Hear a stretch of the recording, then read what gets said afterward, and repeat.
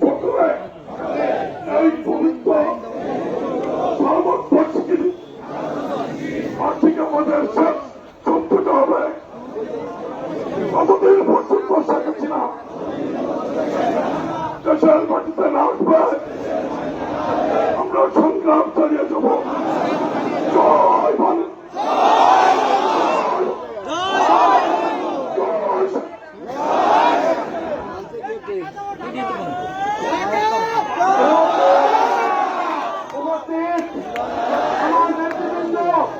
আমি শেষ করবো, তার আগে একটি কথা বলবো।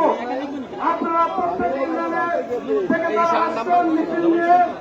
আপনারা শান্তিপূর্ণভাবে ফিরে যাবেন এবং পথে ঘাটে কোথাও যেন কোনো প্রকার আপনারা ব্যারিকেড সৃষ্টি করবেন না, কোনো জায়গায় অস্ত্র প্রদর্শন করবেন না, এটা আপনাদের প্রতি আমাদের অনুরোধ দাবি। আমরা সকলকে আবারও